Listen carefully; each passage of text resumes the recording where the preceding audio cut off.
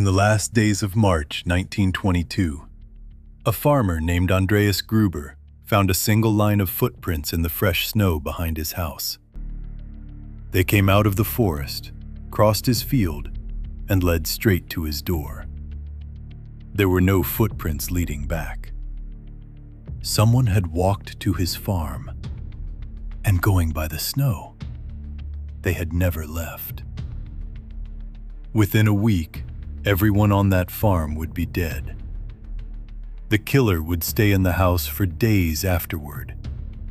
And 100 years later, we still don't know who it was.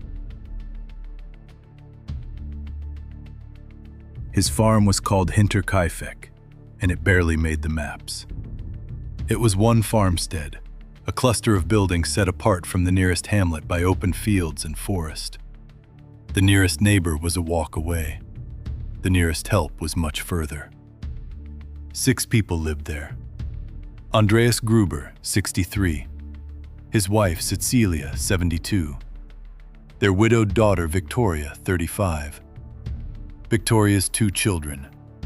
7-year-old Cecilia, named for her grandmother, and 2-year-old Joseph.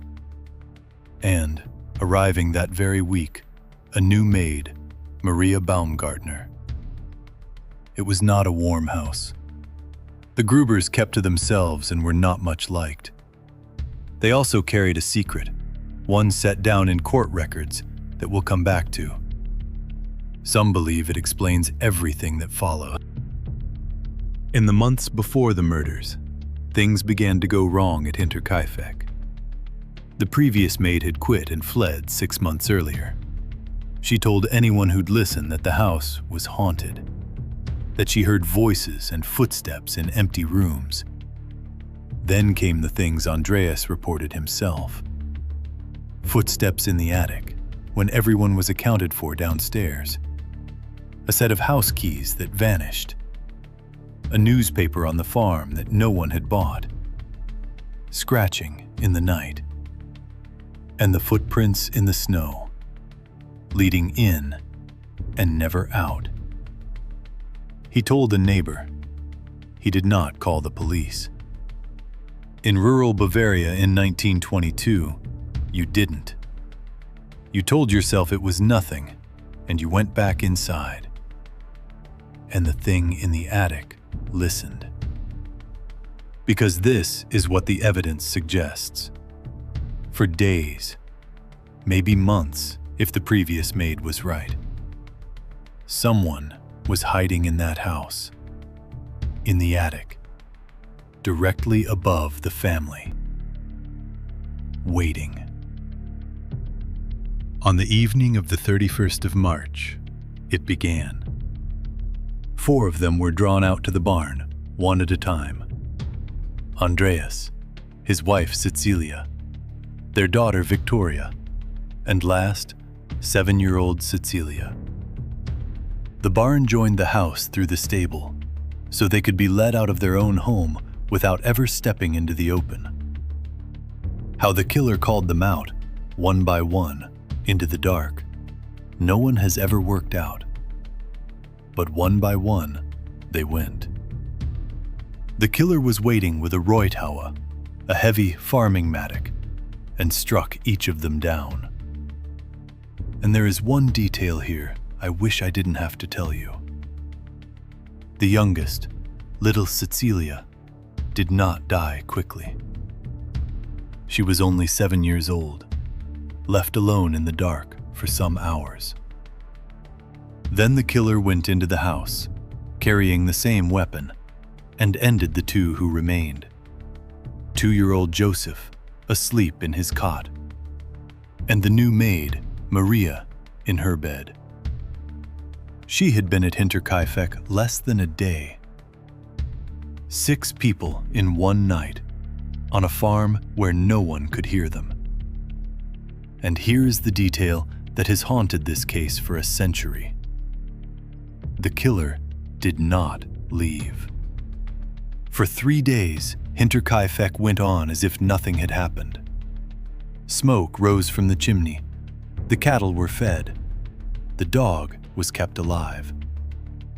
Neighbors passing at a distance saw the smoke and assumed all was well. Someone was inside that house, eating in the kitchen, sleeping under its roof. And in the barn and the bedrooms, 6 bodies waited to be found. It took 4 days. On the 4th of April, the family still hadn't been seen. The children were missing from school and church. The post sat uncollected. A few neighbors finally walked out to the farm. The door was locked, so they went in through the barn. They found 4 bodies stacked under hay and an old door. Then, in the house, the maid and the baby. And they found that whoever had done it was gone. So who was in the attic?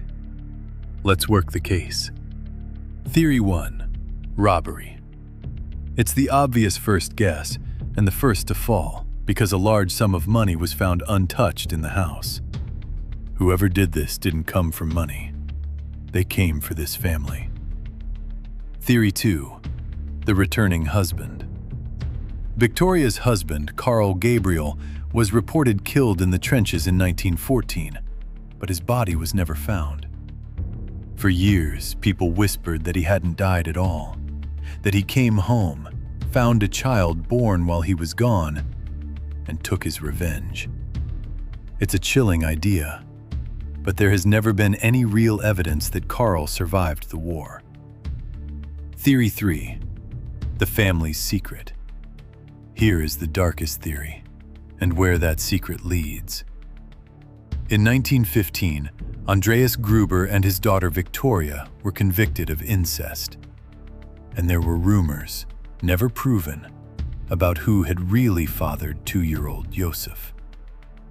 With no robbery and no stranger's motive, investigators kept circling back to the family's own buried history, to the idea that someone tied to it came to settle a score. And who was that someone? The neighbor. He was the most named suspect, and for good reason. Lorenz Schlittenbauer's connection to the family was the baby Josef himself. Victoria had named Schlittenbauer as the boy's father and was pressing him for child support, a claim he disputed and resented. That gave him a motive rooted in the family's own tangled business. And he put himself at the center of the case in a second way. He was one of the men who discovered the bodies. Witnesses said he behaved strangely doing it, moving the dead, walking through the scene, oddly calm for a man who had just found his neighbors slaughtered. Suspicion that he had killed his neighbors followed him for the rest of his life. But it was only ever suspicion. He was never charged. The dead ends. More than 100 suspects were questioned over the years. The victims' heads were even removed and sent to clairvoyants to be read. The skulls were later lost, most likely in the Second World War. In 2007, students at a Bavarian police academy reopened the case with modern methods. They reached a name, but they chose not to release it, out of respect for living descendants, and because their suspect was already dead. And here, I'll give you my own view, for what it's worth. I think they should release it. Yes, the suspect is dead, and the case was kept sealed to protect his living relatives. But naming a man who murdered 6 people wouldn't punish those relatives. They carry no guilt for what he did. It would only set the record straight. Because while that name stays secret, the killer keeps something he doesn't deserve: his good name. He rests in history as just another villager, perhaps remembered kindly, when what he really was the murderer of a whole family, 2 small children among them. And the people he killed are still waiting for the one thing they never got: justice. even 100 years too late. So where does the evidence land? Nowhere. The students say they know who did it, but until a name and the evidence behind it are made public, this case is still unsolved, in our eyes. From what we do have, though, we can make some deductions. It wasn't a robbery, and almost certainly not a stranger passing through. The killer hid for days beforehand and lived there calmly for days after. That points to someone who knew the farm and wasn't frightened by what they had done. Someone local, someone close to the family. Every strong thread runs back to that small circle, to the secret and the disputed child. But threads aren't proof. The skulls are gone, the witnesses are dead, and the one file that might hold the name stays sealed. Until it's opened, Hinterkaifeck is unsolved. And from the looks of it, it will almost certainly stay that way. The farm was later torn down within the year. Today, only a small shrine stands where it once was. No one was ever caught. No one ever answered for what was done. The footprints led in, they never led out. And 100 years on, neither has the truth.